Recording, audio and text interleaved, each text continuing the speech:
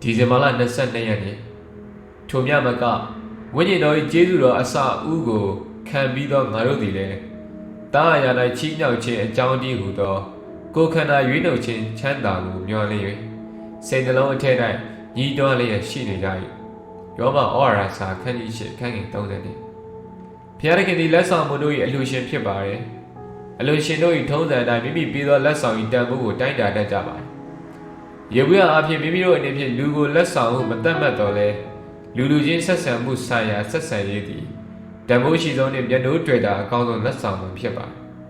သို့သောတမန်ကျမ်းစာတွင်မူဘုရားသခင်ကလူတို့ကကျွန်တော်တို့အားလုံးအတွက်လက်ဆောင်ပေးအပ်ခဲ့ပါတယ်ထိုသူမှာသခင်ယေရှုပင်ဖြစ်ပါတယ်တနေ့တွင်တောင်ပိုင်းရှိမြို့ငယ်ကလေးတွင်နေထိုင်သည့်6နှစ်သားကလေးငယ်တဦးမှာအိမ်ရှိတကားခောက်ကန်ကြားသဖြင့်တကားဖွင့်ပေးလိုက်ပါတယ်ထိုတကားဝါတွင်ရက်နေသူမှာအရှိတောင်အာရှမှာပြန်လာသည့်ဖခင်ဖြစ်ပါတယ်ဖခင်ကိုအားရပါရဖတ်ပြီးမှသူကကျွန်တော်အတွက်ဘာလာတယ်လဲကိုမမေးပဲဒီနေ့ခရစ်စမတ်မှာအကောင်းဆုံးလက်ဆောင်ကတော့အဖေပါပဲဟုဆိုလေယနေ့အတွက်ဆုတောင်းကြအဖဖျားနေကျွန်တော်နှလုံးသားကတောင်းတချက်တွေနဲ့ဆန္ဒတွေအတွက်အရှိန်လက်ဆောင်ကိုဖြစ်သောသခင်ယေရှုကဖြည့်ဆည်းပေးနိုင်ပါတယ်အာမင်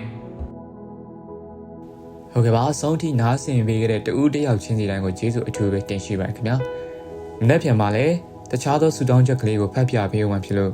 ကျွန်တော်ရဲ့ channel လေးကို like and subscribe လုပ်ထားခဲ့ပေးဖို့လည်းမေတ္တာရက်ခံလိုပါတယ်အားလုံးကိုကျေးဇူးအထူးပဲတင်ရှိပါတယ်နောက်ရက်တွေမှာပြန်တွေ့ပါအောင်ခင်ဗျာ